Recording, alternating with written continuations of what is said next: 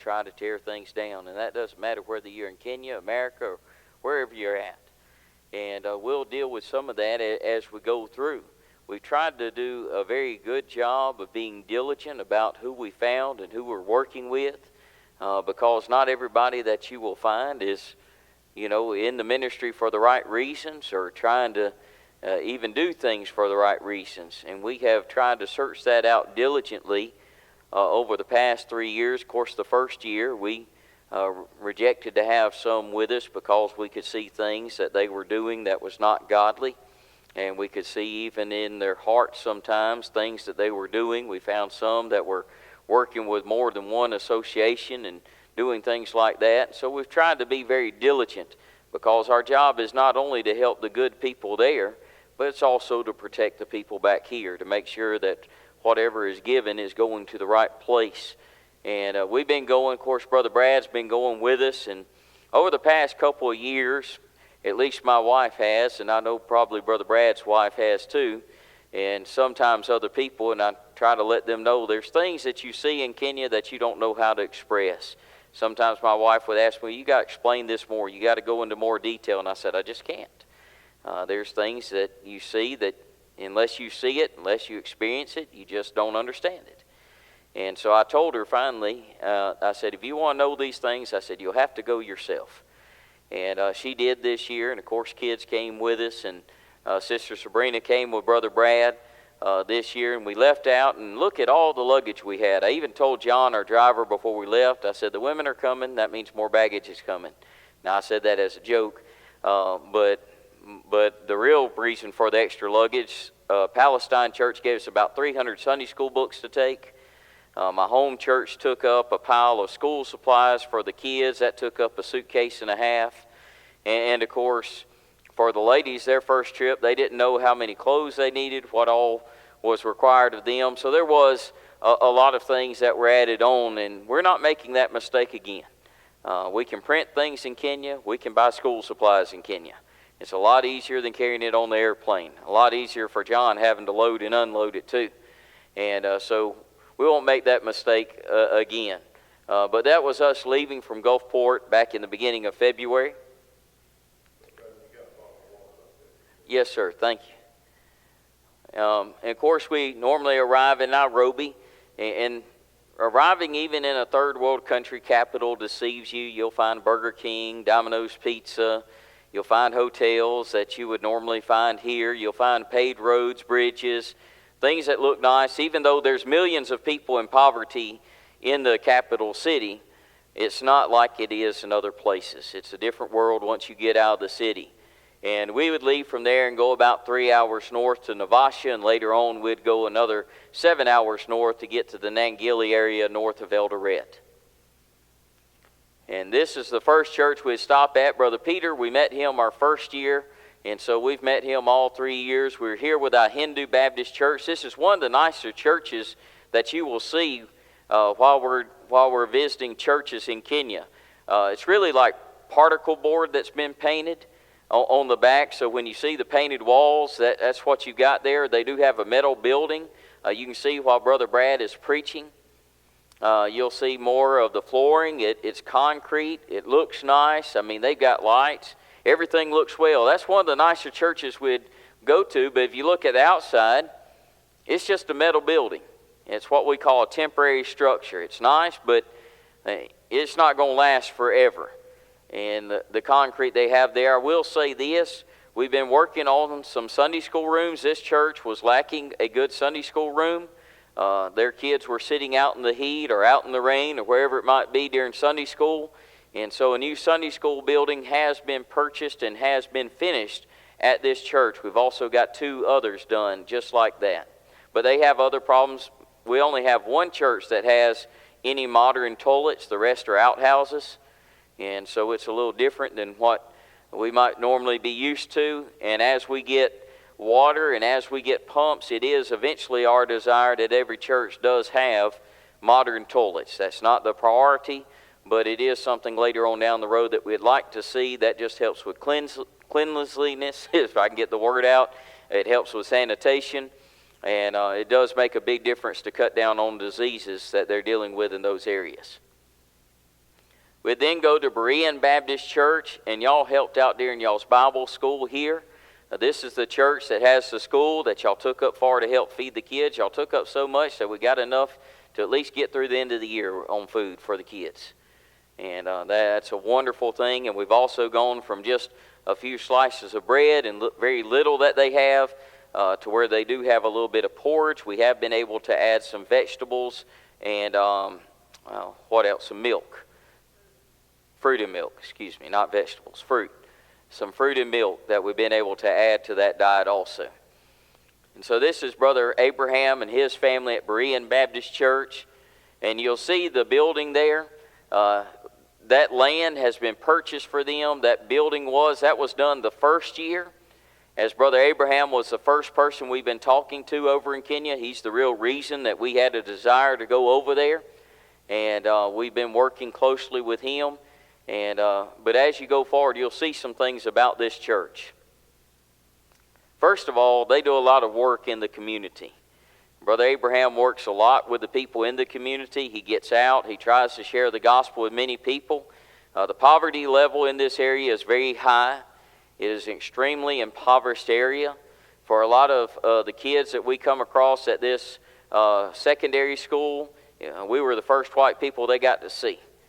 And they don't get to travel. They don't get to do a whole lot. They're very impoverished. A lot of their parents have to work in the flower shops. They work in the greenhouses, planting flowers, cutting the flowers and sending them off around the world. And they'll get, on average, about $100 a month as far as income. It is pretty much slave wages, and the way that they live is like that. These people have no opportunity to own their own home, own their own land. Most of them don't even own a vehicle, and I'm talking even down to a motorcycle. They don't own anything. They don't have a whole lot. And a lot of these parents have to choose, because to go to public school in Kenya, it costs about $10 a month. When you're making $100 a month, $10 is a huge amount. A lot of these people have to decide whether they feed their kids or send them to school. And so that's why Berean Church does the school. But they're also working with the people that already exist there. This school has been sending people to Berean Church the first 2 years that we were there. But we'd get like 90, 120 of the kids to come. And we met with the principal last year, and we thought we were getting all the kids. And he said, oh, no, we got 360 kids going here. And I said, well, why can't all of them come? And he said, well, the church can't hold them, which they can. And he said, well, why don't we fix that next year? He said, next year when y'all come, which was this year, he said, y'all just come to the school and preach. This is a public school. We're allowed to come preach at the school, and we could preach it as long as we wanted, as many times as we wanted, on any subject we wanted.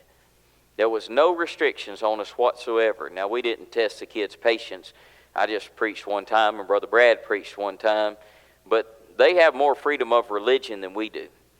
They have more freedom to share the gospel than we do here in America.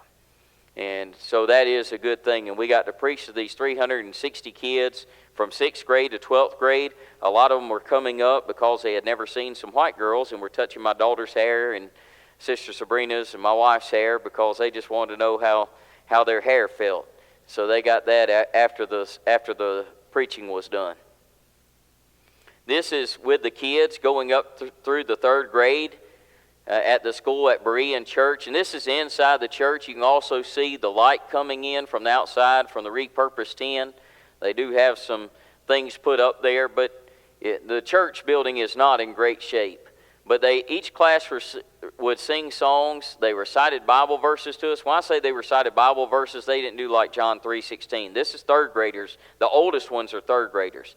They were reciting like John 3:16 through 21. And they would recite it sometimes in English, sometimes in Swahili. And again, not just that verse, but other verses that they recited. Each class did something a little different. But they are very intelligent, and they do very well with the little resources they have. This is another one of the messages. And again, you can see the holes in the repurposed tin. This will be a common theme you see in a lot of churches over there. These are the kids learning a song. Sister Sabrina was teaching them what a day that will be that we had sung as a special in one of the services. And Brother Clinton is the keyboardist there. He's right behind Brother Brad. And I asked Brother Clinton, I said, how did you learn to play the piano? And he said, I watched other people. He's never been to a music school, doesn't know how to read music. He just watches and learns. And in fact, he watched Sister Sabrina play What a Day That'll Be, and by next week he was playing it. And so he had recorded it with his phone and just watched her fingers where they went, and he was playing it just as well the next week. These are the kids at Berean School. This is them getting a meal one day. 3 slices of bread and a cup of water. Now, of course, y'all know we've gotten a little bit better than that now, as we mentioned earlier. But can you imagine that being your meal for a whole day? That's what a lot of these kids have to deal with. They're in that much poverty. A lot of these kids, if the school didn't feed them, they wouldn't get food at home. Their parents struggle to put food on the table, and they don't get a meal every day. And so that 3 slices of bread, they were extremely thankful to have. I can tell you they were more thankful for that bread than a lot of us would be for a steak meal. And so they are appreciative of what they have. And I know what they're receiving now, they're greatly appreciative for it. This is our kids helping out in some of the services, planting a tree there on the right with the school supplies we took. They were doing a project there on the left. And then some more pictures from the school. My wife does have her degree in elementary education, so they had her teach a couple of days at the school. Kids are very respectful. They pay close attention. They're just wonderful kids. Discipline is still taken care of over that, so that helps a whole lot. They're playing a game over here very similar to Simon Says, by what I could figure out by what they were doing. But they were very joyful, very thankful, and they laugh a whole lot. And these are kids that don't even have toys. I mean, they don't have toys like we have. I saw one kid playing with a plastic car that had no wheels. That was about the only toy I saw. The rest of it was rocks, kicking rocks, throwing things around like that. We have bought a soccer ball for the school, so we're helping out a little bit that way. This was a youth service. Again, Brother Abraham is very outgoing in the community. He asked a lot of the teenagers in the community. These are not church members. These are not people that would normally come, but they came for a Saturday service for a youth meeting. This was mostly teenagers, 13, 19 years old, that age range. We had over 120 kids show up. And we're thinking, well, we're going to preach to them. I'll preach. Brother Brad will preach. We'll sing some songs, maybe have some specials, things like that go on. They wouldn't stand for that. I had to preach twice, and Brother Brad had to preach twice. We found that out that morning too. And everybody thinks that preachers just automatically know what to preach, but trust me, Brother Brad was leaning over to me and saying, pray for me. I need to know what to preach for the second message. And we were both running through our Bibles while a lot of the song service was going on, trying to get ready for the second message. But it was wonderful. Brother Peter even got to come and be with us in that service. This was the first Sunday that we got to be with the church coming up. That was the first time we got to stay at Berean Church. We stayed a little bit longer this trip. That's just become a necessity, that we need to stay there a little bit longer so we can work with the churches, have fellowship with each of them. And again, this was our first time to have a Sunday service with Berean and get to meet all the church members. A lot of them work all during the week, so this was our first time to meet with many of them. They have now outgrown that building. There's more people coming than they can fit in the building. That's a wonderful problem to have. We wish every church had that problem, every true church at least. And so I'll tell y'all some good news. We are currently sending money over to Brother Abraham because a church has decided to support them with a brand new church building. And I have just been sending that money over to Brother Abraham. They have not started on the foundation yet, so y'all get some new information. So I got that first bit going to him. They will be working on the foundation next week, and hopefully over the next 3 weeks get to the place that they have a roof on it. And so this will be a permanent building that's being built, a block building, and that'll be accomplished. Our goal is to build one permanent building every year. That costs about $35,000 to do, but that'll sit about 300 people, and it'll be a nice building. And they don't need all the stuff that we have in our churches. They'll have plastic chairs instead of pews. It'll be a little different. But this will be a huge blessing to that church, and no doubt it'll help them to grow and even spread the gospel in that community. Now we went up from Navasha onto the Nangili area. The first church we visited with was Nema Baptist Church. They are renting this building. And again, when you rent something in Kenya, you can show up the next Sunday and it be gone. The landlord can decide to rent it out to somebody else. Even if you have a lease agreement, he can sell it. It can be gone to somebody else. He doesn't have to tell you a thing. So a lot of these smaller churches have a hard time building up because the church people, they know that it can be gone at any moment. They're afraid of putting their heart and energy into something that they're afraid that they might show up one Sunday and they don't have a place to go. Certainly they can rent another building, find another place, but a lot of people find that very heartbreaking. It's hard sometimes to get the news around. You can also understand they don't have bathrooms here because it's a rented space. They don't have a Sunday school room. They also don't have a well with water, things of that nature. So it's a lot of obstacles to overcome. My back was up against the wall when I took this picture on the right. We were there on a weekday, so a lot of people were at work. There were people at school, and we still had people sitting outside for that service. A wonderful problem to have again. They've got about 50 people coming to this church, which is around the numbers we'll see at a lot of the mission points that are going on. And this church is looking for land. They are looking for a building. Even if we get the money for the land, which I'll show you in a little bit, is usually the most expensive thing that we have to purchase because they don't give land away in Kenya. The people that own land don't want to sell it unless they get a pile of money for it. They don't just let it go. And so usually buying land for a church is one of the biggest things. But we're not buying a big parcel of land. They don't need a parking lot. They don't need a fellowship hall. They don't need all the other things that we could think about. They just need a place to meet. And so a lot of times we're looking at half an acre to an acre of land of what we're looking at getting for them. And then when we build a metal church building and things of that nature, and when we build one, we do like to build a latrine there, an outhouse. Those things, usually run between building all that $7,000 to $10,000. The land is usually around $12,000 to buy a piece of land.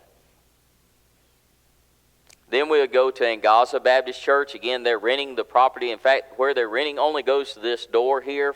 From there over, it's in a mud building, which is very common in Kenya. And mud, it's not just mud. People hear mud and think you just taking wet mud and throwing it on. It's mixed with some other things, including cow manure, which helps make it spreadable. In fact, the floor is also flattened out and made nice and smooth with the cow manure and things. Don't worry, it doesn't smell. After it dries, it's kind of like the chicken feed when they throw it out. After it dries and goes away, you don't have the smell anymore. But they are living in this building. It's very dark in this building at Angaza Baptist Church. I know my phone picks up more light, but Brother Agray was trying to catch the sunlight from the back door so that he could read his song book there. And you can also see the holes in the mud. You can see the holes in the roof. I actually got rained on in one of the services that we were at over there. So it's just a little bit different. You can see in the next pictures of me and Brother Brad preaching. You can see a little bit better of how it was dark, how it was hard to see, even though the phones still pick up a good amount of light. Sister Sabrina in the picture on the right was looking out the back door because a little kid came up to say, "What in the world are these people doing?" Especially knowing that we looked a little bit different. Now this is one of the subjects. We have had a problem the past year. It came up at the end of last year. As we started to grow and things started to prosper over in Kenya, one of the Baptist associations over in Kenya came to some of the preachers that were working with us and offered them a guaranteed $200 a month that they would come and be in their association.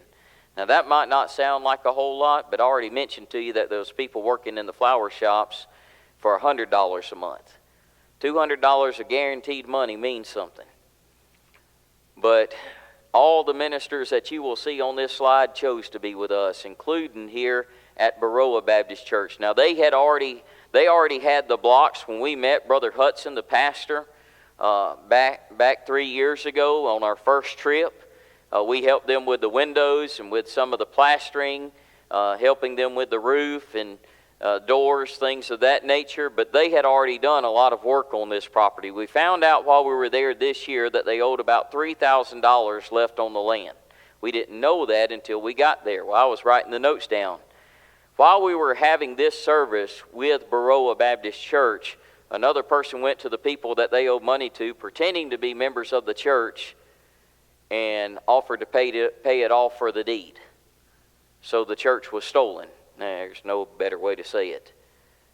And the next day, Brother Hudson and many of the members were upset, and he came to us very heartbroken, and all the work and labor they had put in was swept out from underneath them. The man that they had bought the land for, he passed away, and his wife, thinking that she knew some of the people that were at the church, just without knowledge, and again somebody telling her a lie, misled her, and they got the deed written up in their name, in their association.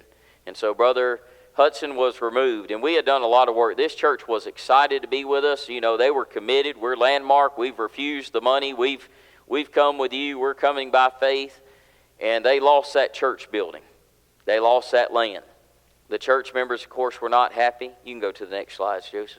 I mean, we had planted trees there. We had a good day of fellowship, really excited about it. But they dealt with this loss. But they continued on. This is now Faithway Landmark Baptist Mission. Brother Hudson, the pastor, Brother Agray and Kasamba Baptist Church extended an arm to them. They're renting the building currently on the left, that little space, and they have not stopped working. In fact, a few weeks ago, they got to baptize 8. They are continuing on, but they lost a whole lot. Now, we'll say this. They have received money now to buy land, to have a new church on. They've got the land, but they don't have a building. They don't have, a bathroom. They don't have a well. They don't have these other things.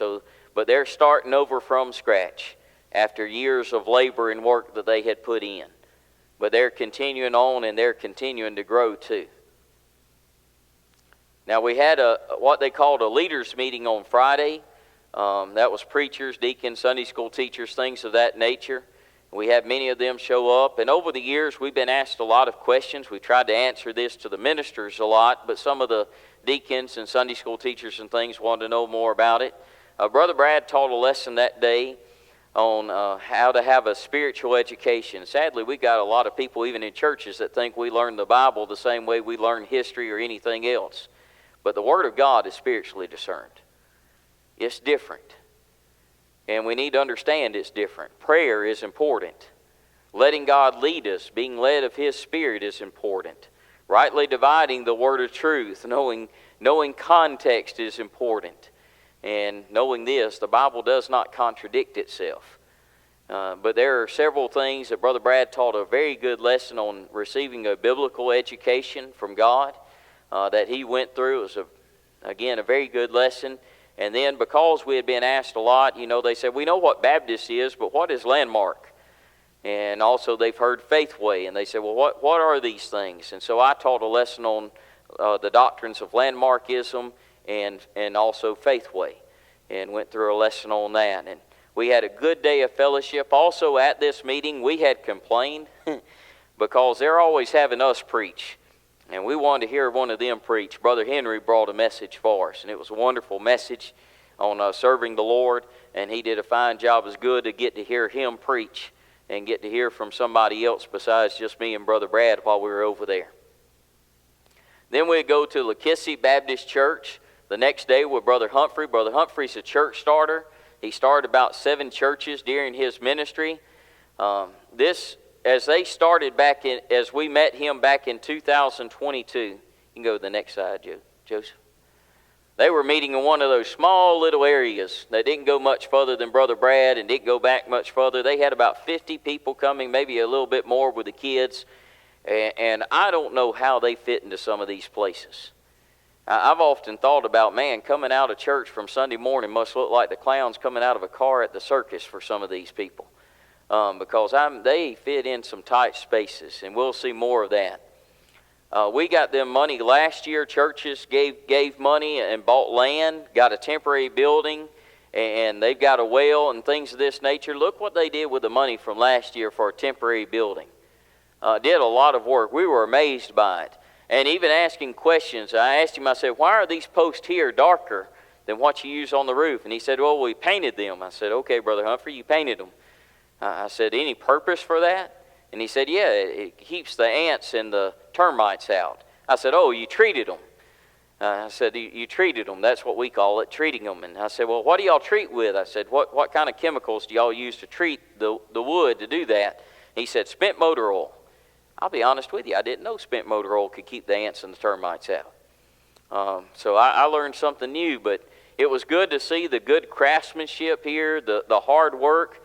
Now, with the churches we're working with, including this one, you have a lot of deaths over in Kenya. You have malaria, you have yellow fever, you have, just different problems that people come up with. We'll see 6 people riding on a motorcycle at one time.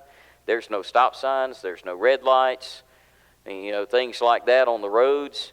So when there's a traffic accident, even if they don't walk away severely wounded, they can get an infection, and they might not have the money to get the antibiotics they need. And so because of problems like that, you have problems with orphans, widows, things of that nature. There is 30 orphans in this church, about 10 widows in this church, and they're not the only one that has that problem. There's no such thing as OSHA in Kenya. When we dig those wells by hand that go 120 feet down, all they do is dig little holes in the side to use like a ladder to go up and down. But we all know that you can dig holes in mud and it's not necessarily going to hold. And occasionally it does give way. And if you fall from 20 feet, it's pretty bad. But you fall from 40 feet, 60 feet, 100 feet, you're not getting out of that. And same thing on construction jobs, things of that nature. They do it to get the job done. There is no safety protocols there. And it's not signs everywhere going, we don't want an incident, safety first, all this stuff. They don't have that there. And so there are people that loses their life for different reasons. It's the reason you have the orphans and widows, but the churches try to help as they can, but their abilities are limited. And we try to help out in places where we can. We would then go to Ararat Baptist Church. Back in 2022, this was Ararat Baptist Church. The nicest thing you can say is that the roof looks nice on that building. The rest of that building's pretty rough. That's a mud building, and the mud's cracked, the wood's showing, termites were in the wood. But y'all might remember last year they were building blocks or bricks by hand, just old-timey, mud-thrown bricks. The way it was done, thousands of years ago in Egypt. They made the bricks the same way, which are good bricks. You have to fire kiln them, put some chemicals in them, and it turns the mud, the wet mud, and after they dry, it turns them red and makes a difference. Well, they had been working on that. They got the money, and they built their building, the new building. This was us opening. You could see the bricks there on the outside of what they had done. Then on the inside, a long building, a lot of people coming, good construction. But one thing they didn't consider is that brick is a wonderful insulator. And even though the windows open and breezes can blow through, it's still hot in there. And let me tell you something about Kenya. They treat heat a lot different than we do. They're used to their heat. But they were sweating in this service. They put on coats when it gets under 70 degrees. We've seen them, I'm talking about bundled up like Eskimos when it's under 70 degrees. It gets under 60 degrees, and if it's ever in the mountain regions in the 50s, I'm telling you, you'll see old starter jackets from the 1990s, and they're just bundled up and zipped up in it. And they're making fun of us because we got the windows rolled down the truck going down the road, and they're going, aren't y'all cold? And we're like, no, it feels good. But they're different. But again, they were sweating in that service. So we're hoping to get some ceiling fans in that church that can help them out. They don't need air conditioning. They just need just a little bit more airflow that'll help the church out. While we were there, they gave authority to Brother Brad to baptize 7 that had come on profession of faith. This used to be the drinking water. The average Kenyan walks 6 miles a day to get drinking water. Anywhere from 5 to 6 miles a day. That's on average. That's what they would walk to get water. We had to push out about 12 cows out of there before we had the baptism. And y'all know they weren't just there drinking.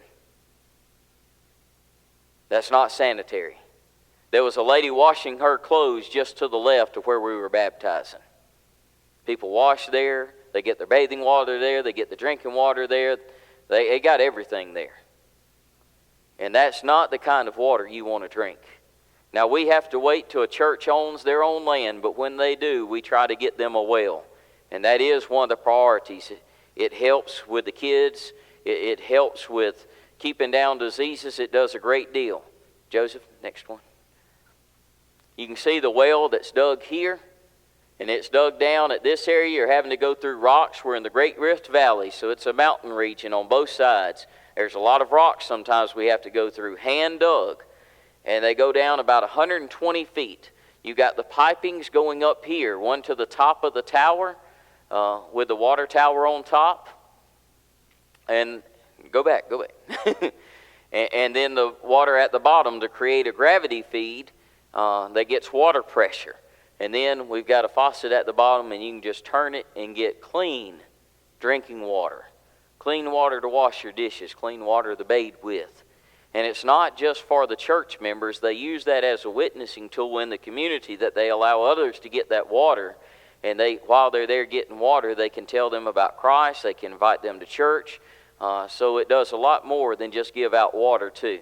But it's been a huge blessing everywhere that we've gotten water. Then we go to Kasamba Baptist Church. This was them in 2012. They were meeting in a home. There was people walking over 10 miles one way to church. Some walking 8 miles, some walking 9, some walking 10, 12. And Brother Agray heard what they were doing, so he started the mission work there at Kasamba Baptist Church. They were meeting in this home when we first met there. I ate in this home. This is one of the deacons' houses there. I ate in this home. He's an older man in his 70s with his wife. I don't know how you fit more than 12 people in that living room. They had about 30 people coming plus kids at the time. And I don't know how they were doing it. And again, Brother Agray was walking. We fixed that. He does have transportation now where he's not having to walk anymore. They've also got a land. They've got a building. They've got a Sunday school room and a latrine at their church now. This is Kasamba Baptist Church now. They've also outgrown this building. They're needing to expand. I think I shared that on Facebook on the Landmark site this week. They got people sitting outside because there's no room on the inside. So they're needing to expand that church a little bit. And they don't want to do just a little expansion. They want to do it where they don't have to expand again for a while.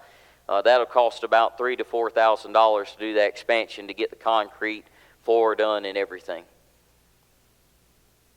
Then we went to Matoto Baptist Church. Brother Henry's been preaching the gospel for 35 years. And just to tell y'all a little bit about what the ministers go through over there.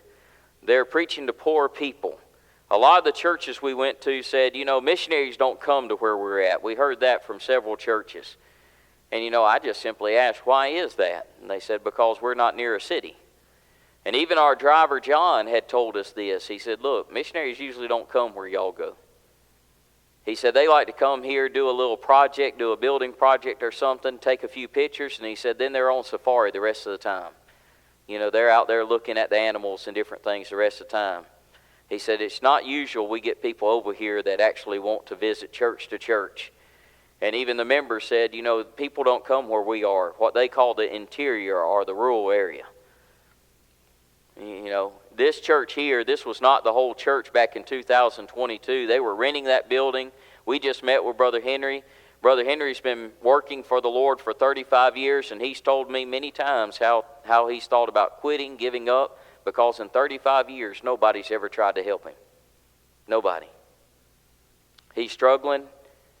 In fact, when we met with him this year, we found out that he was living in the back of the church with he and his wife, and I know they've got 9 kids, but some of them are old enough that they're not living with them anymore. But they were living in a small space, probably no further than from where I'm standing to the first pew, and going across maybe as long as the first pew is what they were living in. These people are not doing it for money. They're doing it because they love the Lord, because they care about the people. They have received money for a church building, and this is Matoto Baptist Church now. That's half of it. Go ahead and go to the other half, Joseph. Loaded with people of all ages, isn't it? From the youngest to the oldest. We estimate that there was well over 200 people there, and some of them were standing outside the windows and outside the front door. They've grown a whole lot since 2002. Brother Henry's got a motorcycle now, and he's able to travel a little bit, and they're sharing the gospel and expanding it. They just got a Sunday school room here this past month, and they're also needing to expand that church because they've outgrown it already. Again, a wonderful problem to have. I do get asked about the animals, though. Now, I will tell you, the first trip me and Brother Brad made together, we had no plans of seeing animals except what we'd see just while driving down the road. But at our first plane ride left on our first year at midnight, when we got back, we had to drive, about 7 to 9 hours back to Nairobi. And when we got there that morning, John, our driver, he said, well, what are y'all going to do for the rest of the day? I said, John, we're going to let you drop us off at the airport, and we'll just wait on our plane. And John said, no, we're not doing that. Again, he became a good friend to us, even within the first year, and been a good friend to us ever since. But he said, we're not going to do that. And he took us to a park, and we got to see some animals right before we called our flight, which was a wonderful thing.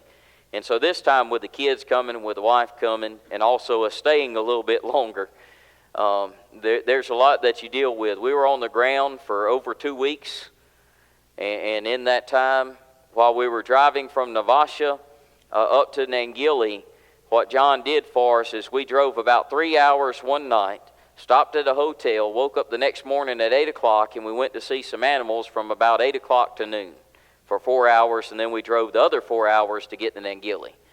And then I told John on the last day, I said, John, we're going to fly 30 hours to get back home. I said, that day before we leave out, I said, pick a place. I said, you know this, you do it for a living. I said, pick a place. And he took us to a place. I will tell you this, there's no fences from you and the animals. And so we were there. While we were in our tent, this elephant walked by about 30 yards from us.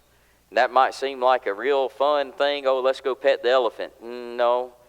Elephants are very territorial, and they kill many people every year. They will stomp you to death. We even had one of the local tribesmen right beside us, and you could tell he was nervous when those elephants came through. And he was holding us back and just telling us to be still, but it was a beautiful sight to see. And we did see some animals while we were there. I know people love to see that. Rhinos, lions, giraffes, cheetah, some elephants with Dumbo there. And lion, that's the first time we got to see a lion with a mane on it like that. And he was just upset because we were waking him up from his nap. And then the Nile crocodile, that's about a 16-foot Nile crocodile there in the picture on the right. And behind it's the hippos. That'll give you a size proportion of the hippos. You'll also notice that Nile crocodile is not messing with the hippos. There's a good reason. That Nile crocodile doesn't kill near as many people as the hippos do. Hippos are the number one killers of all animals in Africa. They kill more than all the other animals combined, except for the mosquito. Mosquito kills more. And then on the left, I don't have near enough pictures of how hard the people of Kenya work. 65% of them live in a poverty level that's hard for us to imagine. But they work hard. That motorcycle is loaded down with all kinds of fruits and vegetables. I don't know what all he had in those bags. I saw a lady in her 60s one time loaded up with a 40-kilogram bag on her back. That's 100 pounds, right thereabout. Walking down the road, and I asked John, I said, where is she going? He said she's got about 4 more miles to get to the market, to where she was going to sell. Whatever she doesn't sell, she'll carry back home and then load up and do the same thing the next day, the next day, the next day. That's their life. And so a lot of those people are hard working. They just don't have a lot of opportunity. To show you the land, that's 1/8 of an acre for 1.1 million Kenyan shillings. That's equivalent to 8,500 American dollars. We have found one whole acre for that price before, but we have to shop around for prices. But you also have to remember, most of the church members, they don't have a vehicle. They don't have a way of traveling, so we have to look for land that's close enough to where the church can walk to it. So sometimes we're restricted in the area that we can look at, because it's not like we are here where we could look 5 miles down the road. 5 miles down the road is a long way for some people, especially if you're walking. So we have to deal with the situation on the ground. We do shop around. We try to get the best price we can for a piece of property, but they're not giving the property away in Kenya. And then on the right, you got Brother John there with a motorcycle he received this year. That's a used motorcycle. It cost about $800 to get a good used motorcycle. That might not seem like a big deal. These men have been winning people to Christ by walking, by going by foot. When you give them the means of transportation, instead of wasting half a day walking, they're on the road moving. And they're not using it to be lazy. They're using it to get to the next house, to the next place. In Kenya, knocking on doors is a lot different than it is in America. I've been on the mission field now for about 15 years. I've knocked on many doors here in America trying to get people to come to church and trying to even start new churches and things of that nature. I can tell you my results are about 10 people will open the door out of 100 in America. Maybe one of those will come to church. And don't get me wrong, it's worth it. It's worth it to do all that work to get one more person to Christ. But in Kenya, if you knock on 100 doors and they're at home, 100 doors will be open to you. They'll usually invite you in for tea. Sadly, not our southern sweet tea, but it tastes more like bad coffee. But they'll invite you in and be cordial to you. They'll listen to you. They don't even act like they have all the answers. They'll listen to you talk about Christ. They'll listen to you go through the Scripture. It is a more open door than I can explain to you. So when these men get the means to share the gospel with more people, that's what they do. We've got new mission churches started, even one going underway right now in Uganda. We've got 10 men that have surrendered to the gospel. We got a lot of things going on, but when they get a motorcycle, we have seen churches increase by double their current membership within 2 years' time, because the men are able to invite more people to church and share the gospel with more people. That is a small investment to see a whole lot more souls saved. And so we like to share that. There's only one minister right now. I believe it's Brother Samuel from Angaza Church. He's the only minister right now that doesn't have a means of transportation. And so we're certainly praying for him. Then, you know, some people think Brother Brad just goes along with us for the ride. That I just took my pastor with me years ago, and sadly he's not my pastor anymore. He resigned and went to Mars Hill. We had a good discussion about that, but I told him if God's in it, you got to follow the Lord, no matter what I like. But he's still my good friend. We surrendered to preach about a year of each other. I pick on him. I surrendered before he did, so I'm older in the ministry than he is. But he's my good friend, and he knows everything that's going on in Kenya. He's been with me from the get-go. He talks to the ministers as much as I do. And I tell you, it is something to have somebody that you know that's praying, that seeks the Lord. And when anything comes up in Kenya, I can go to Brother Brad for advice. And sometimes he just gives me a different point of view. And that's a blessing. I know the same thing. He sometimes comes to me and says, hey, this is going on at this church. I think we need to do this. And sometimes I give him a different point of view. But we work well together. He is not just somebody that tags along. He is somebody that helps in every way. We talk almost every week. And he knows everything from the beginning till now that's going on in Kenya. So I can quickly go to him. He knows the whole situation, and we can pray together. And he is truly a prayer warrior with us and helps us a whole lot in the work. I promise you, he just doesn't go along for the ride. He's a huge help. In fact, while we were going, you see John up here at the top, our driver, and 2 of his kids there with my kids. And Brother Brad brought some Rubik's Cubes this year to give out to some of the preachers and their families. Gave one to John. John's kid, who's about, 11, 12 years old, he sat there and twisted a Rubik's Cube up like you normally do. Colors all in every direction. He looked at it, twisted it all, in about 30 seconds had it all back together. That's pretty good. I've never put a Rubik's Cube back together. So that was pretty impressive. And then we arrived back home with a couple of bags less than we left with, which was wonderful. And that was right before a sunrise one morning in Kenya. The beauty of the sky, the beauty of things there is hard to explain or comprehend, but I like to share a little bit of it when I can. Is there any questions?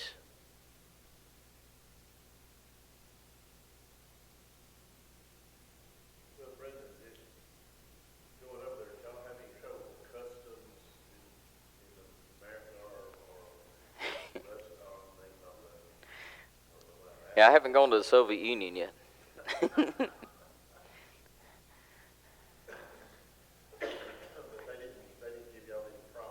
The first year we had, me and Brother Brad had to sit in the airport for about 2 hours before they let us into the country. We had some problems with some paperwork. It was the government's fault. That was back during the COVID, everything going on there, and just we ran into problems, had to wait about 2 or 3 hours to finally get through. But we finally did. And then coming back, the worst problem we've had is they took a bottle of water away from Joseph, a sealed bottle of water. They said it was some hydration violation, that we weren't supposed to bring that bottle of water with us or something. But we haven't had a lot of problems.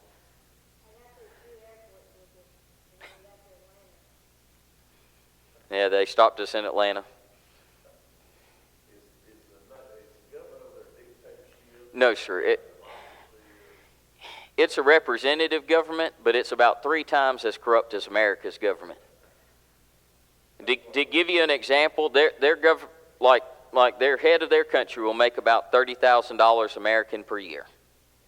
Somehow, he wound up with 3,000 acres of land. And now he's selling the sand. To build anything new, you got to have sand for the concrete. He's now using that land because he knew there was a pile of sand there, that he's making a business that now makes him $12,000 a day. Their government is very corrupt. In fact, most of the owners of land are usually connected with the government in some way.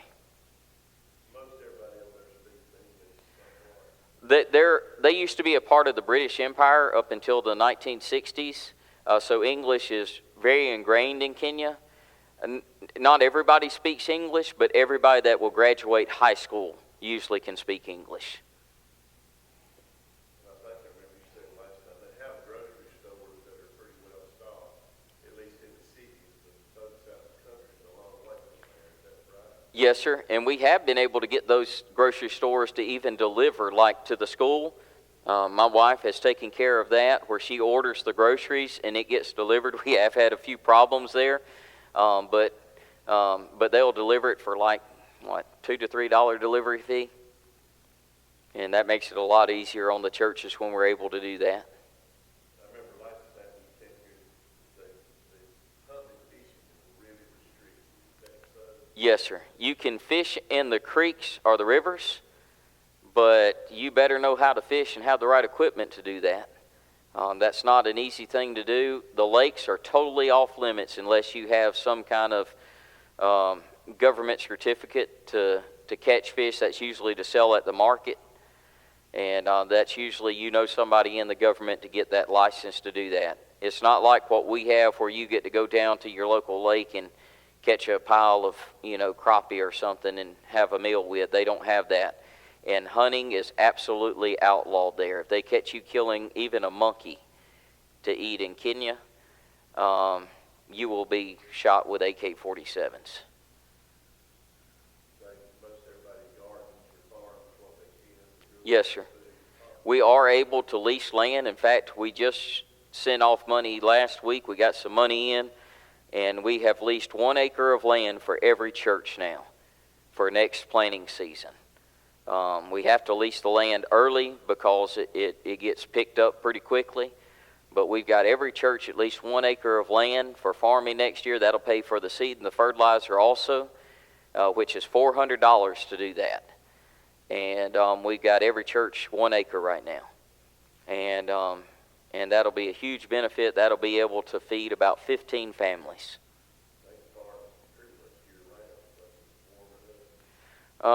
Depending on how high they are in altitude, depends on what they can farm. Usually the higher altitudes we'll see like potatoes and stuff. Lower altitudes you'll see mangoes, watermelons, things of that nature. Peas and corn you can pretty much grow anywhere though. They like to grow maize and then grind it into a flour.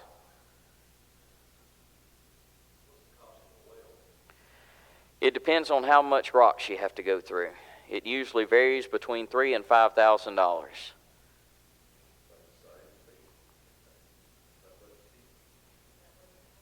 Huh? That's with the tank and the piping too.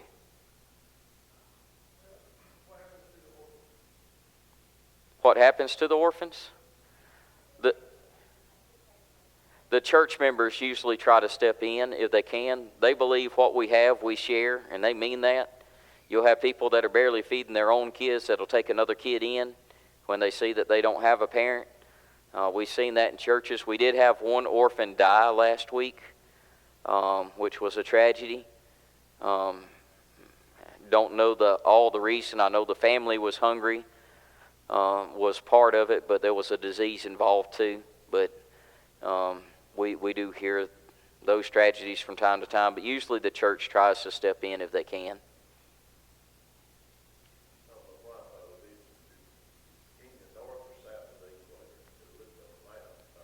About the middle of Kenya has the equator running through it. In fact, when we go from Naivasha to Nangili, we cross the equator. That was my first time ever being in the southern hemisphere. Do they have any concept of politics in the United States or the world? They don't understand our politics compared to theirs. They understand their politics better than understanding. But they have like a worldwide CNN station that runs on their television that'll tell them something about ours. But again, that's CNN giving them the news. So. But they do understand that when we do well, they do well. And when we're hurting, they hurt more. They understand that. I know this much. They're not too fond of Barack Obama. Most of them are not. You know, he's supposedly from Kenya, and they're not too fond of him. One last question about the electricity is pretty available, at least on the main roads. On the main roads, with like the well that you saw at Ararat Baptist Church, we had to buy a solar power pump so that we could pump the water out of the well into the tank, and then where it's gravity fed after that. We do try to get solar panels for churches when they can't get access to electricity, but like at Lucchese Church, they were close enough to electrical wiring that I think we had to pay like $500 to run wiring to their church. You show them pictures from over here very much. I try not to. It wouldn't be good. We'll tell you this, though. Brother Abraham got his visa. Lord willing, he'll be here for the association next year, and he'll be here for 2 weeks when he comes. You'll see some stuff he's never saw. Yes, sir. You'll have a hard time convincing them that we live in the poorest state in the United States. Our poorest people would look very rich over there. I considered myself, fairly poor compared by American standards. I didn't know I was poor growing up by American standards. I wore secondhand clothes to church all my young life. My brother got stuff, then my cousin got it, and then I got it. I got it third hand, not even second hand. But it was always nice. It was always clean, and I thought we had plenty. I was used to getting one present a year at Christmas when I was very young. You know, one good present, you might get some socks and clothes, but what kid cared about that? You know, but I might get a bike at Christmas, and that was a big deal. Or I might get some G.I. Joes or something at Christmas, and that was a big deal. And I didn't know, living in a single wide trailer like we did and being where we did, I always thought we had plenty to eat, had plenty of clothes. I thought we were fine.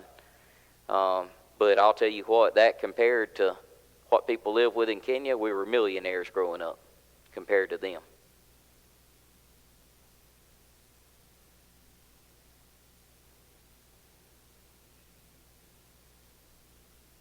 Any other questions? That's the one thing the government does right. They make sure, look, you have signal everywhere you go in Kenya. And we had to pay so we could call back home. We had one of the citizens can get a phone for a very discounted rate, and we had somebody pick us up one of those little monthly phones. Cost us $30 while we were over there. We could call to America, and we had 100 minutes to call to America while we were there. And we never went without signal. Never. Now, some of those men can't afford a phone. We transfer money a lot of times through an app called M-Pesa. It's kind of like Cash App or PayPal here. And I can transfer money quickly to them that way. And they get it within like 5 minutes. But some of the men cannot afford to buy a smartphone where they can do that, but it costs me like $100 to buy them a smartphone. Right now, we've got every minister a phone over there. As long as you don't shoot no animals, the government lets you alone. Yes, sir, and that's hard for a hunter like myself to go over there and see all that target-rich environment and not be able to do nothing. My heart goes out to them because I love wild meat, and I can imagine that they would love it. But occasionally we do work it out where we can buy like a goat or something for a church, and they'll have a feast or something. That's not very expensive to do, and it's good to give them some meat every now and then. And goat is very good if you've never had it. Goat's very good.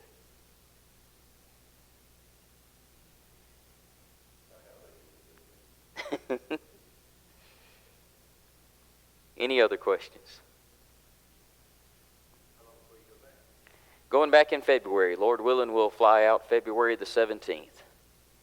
We'll have to buy our plane tickets, so we have to line John up in advance and set everything. So probably the first week of September, we'll buy our plane tickets.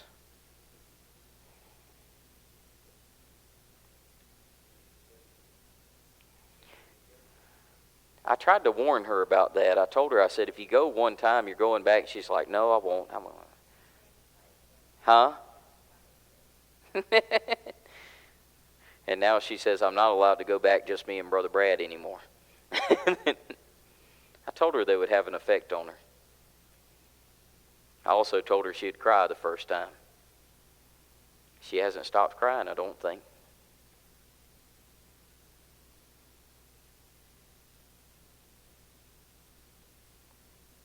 Any other questions? If not, thank y'all for allowing us to come. We really do appreciate y'all allowing us to share this with you.